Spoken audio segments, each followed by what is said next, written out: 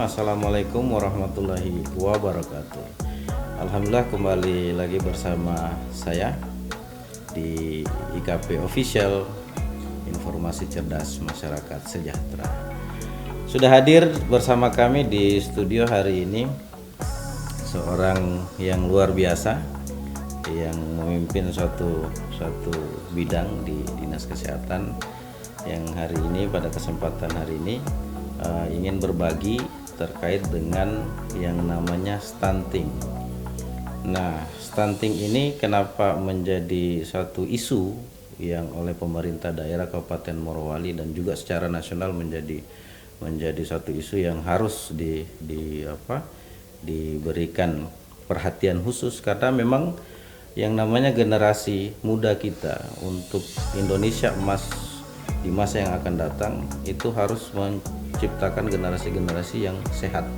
Nah, apa itu stunting? Mungkin nanti akan kita tanyakan langsung kepada beliau, tapi sebelumnya akan kami perkenalkan. Bagaimana kabar Ibu? Baik. Alhamdulillah baik. Mungkin bisa diperkenalkan diri dan juga aktivitas sehari-hari di dinas, silakan. Baik, terima kasih.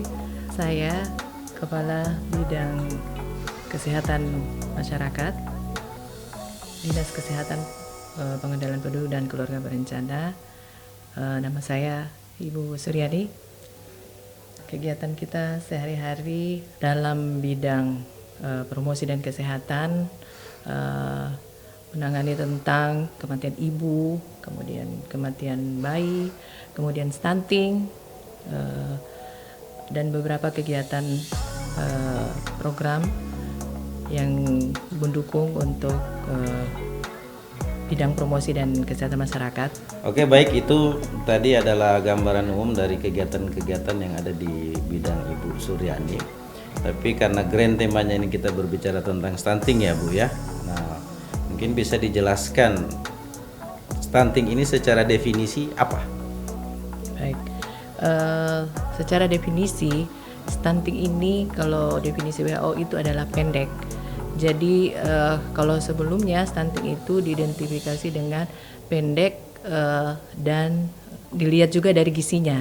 Namun untuk definisi terbaru WHO itu, jadi kalau stunting itu pendek, jadi dia tidak mempengaruhi apakah dia gizinya baik atau tidak. Ketika bayi itu pendek itu sudah termasuk stunting. Berarti stunting ini sedini mungkin bisa dicegah. Bisa.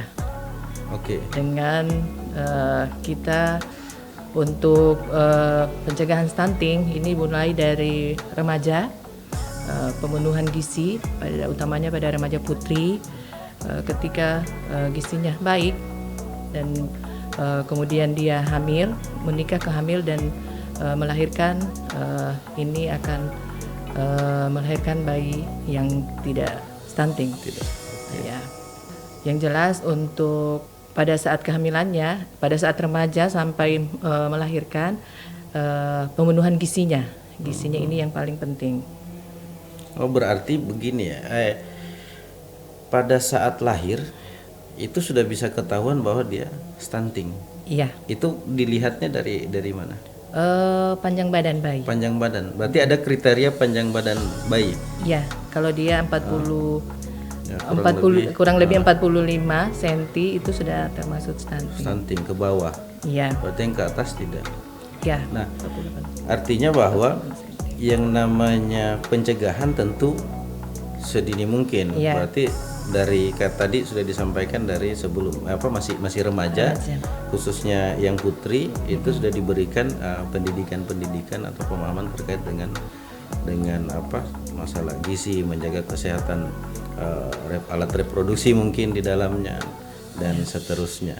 Yang itu tujuannya untuk mencegah jangan sampai terjadi. Nah, kalau yang ini kan sebelum dilakukan sosialisasi tentu sudah banyak kasus ya.